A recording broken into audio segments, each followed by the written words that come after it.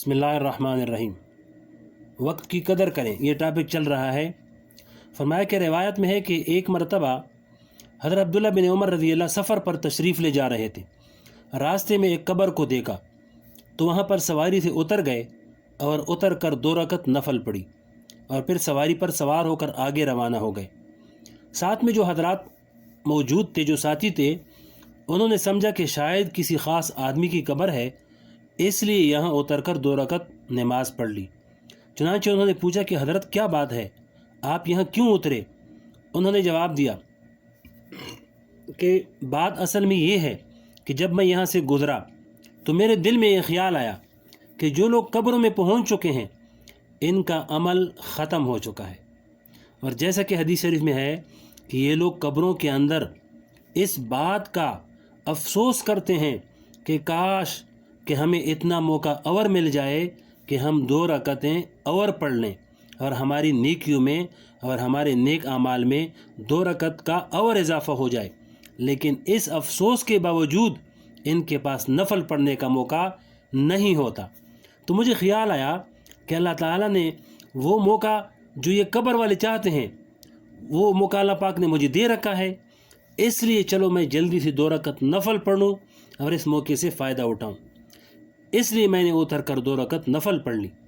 بہرحال اللہ تعالیٰ جن کو یہ فکر عطا فرماتے ہیں وہ اپنے ایک ایک لمحے کو اس طرح کام میں لاتے ہیں۔ یہ وقت کے لمحات بڑے قیمتی ہیں، اسی واسطے کہا گیا کہ موت کی تمنا نہ کرو، اس لیے کہ کیا معلوم کہ موت کے بعد کیا ہونے والا ہے۔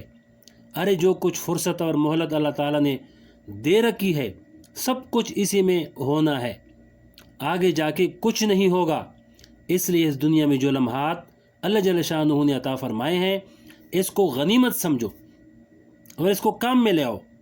مثلا ایک لمحہ میں اگر 1 مرتبہ سبحان اللہ کہہ دو، حدیث شریف میں آتا ہے کہ 1 مرتبہ سبحان اللہ پڑھنے سے میزان عمل کا آدھا پلڑا بڑھ جاتا ہے، اور 1 مرتبہ الحمدللہ کہہ دیا تو اب میزان عمل کا پورا پلڑا بڑھ گیا۔ دیکھیے یہ لمحات کتنی قیمتی ہیں، لیکن اس کو گنواتے پھر رہے ہو۔ خدا کے لیے اس کو ضائع کرنے سے بچا لو اور اس کو کام میں استعمال کر لو۔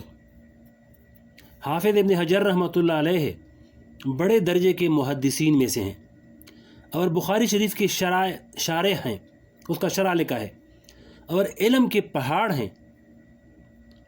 عمل کے جس مقام پر اللہ تعالیٰ نے ان کو پہنچایا تھا آج انسان اس مقام کا تصور بھی نہیں کر سکتا۔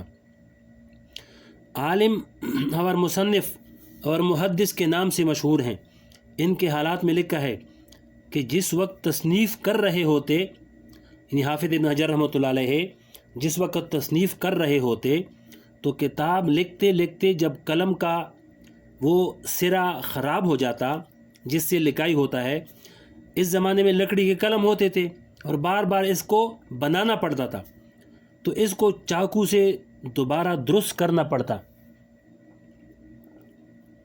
اور اس میں تھوڑا سا وقت لگتا، تو یہ وقت بھی بیکار گزارنا گوارا نہیں تھا۔ چنانچہ جتنا وقت قلم بنانے میں گزرتا اتنی دیر میں تیسرا کلمہ سبحان اللہ والحمدللہ ولا الہ الا اللہ واللہ اکبر پڑھتے رہتے تھے تاکہ یہ وقت بھی ضائع نہ ہو جائے۔ اس لیے کہ جو وقت تصنیف کرنے میں گزر رہا ہے وہ تو اللہ تعالیٰ کی عبادت ہی میں گزر رہا ہے، لیکن جو لمحات قلم بنانے میں گزر رہے ہیں اس کو کیوں ضائع کریں اور اس میں تیسرا کلمہ پڑھ لیں تاکہ یہ لمحات بھی بیکار نہ جائیں۔ بہرحال حضور پاک صلی اللہ علیہ وسلم کے اس ارشاد کا حاصل یہ ہے کہ وقت کی قدر پہچانیں۔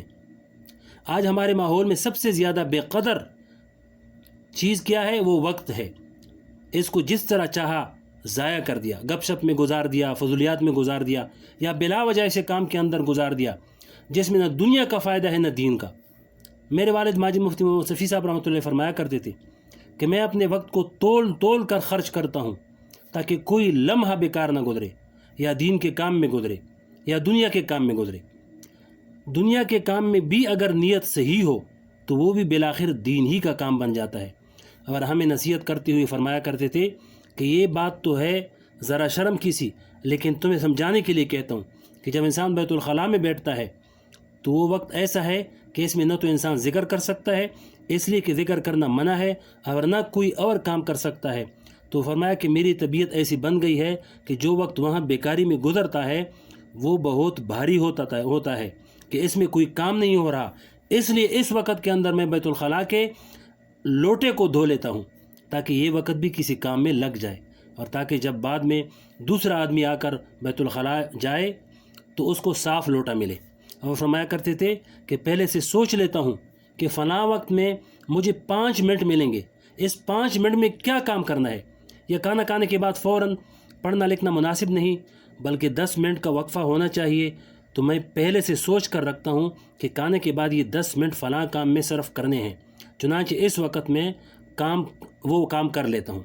جن حضرات نے میرے والد ماجد رحمۃ اللہ کی زیارت کی ہے انہوں نے دیکھا ہوگا کہ آپ گاڑی کے اندر سفر کر رہے ہیں اور قلم بھی چل رہا ہے، بلکہ میں نے ان کو رکشہ کے اندر سفر کرتے ہوئے دیکھا ہے جس میں جھٹکے بھی لگتے ہیں، لیکن ایک جملہ بڑے کام کا ارشاد فرمایا کرتے تھے کہ جو سب کے لیے یاد رکھنے کا ہے، اللہ تعالیٰ اپنی رحمت سے اس پر عمل کرنے کی توفیق عطا فرمائے۔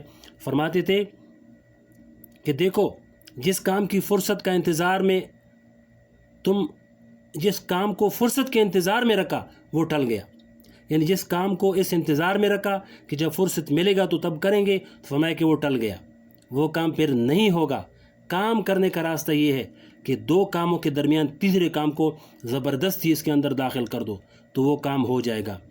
میں تو اپنے والد ماجد رحمۃ اللہ علیہ کا احسان مند ہوں، اللہ تعالیٰ ان کے درجات بلند فرمائے۔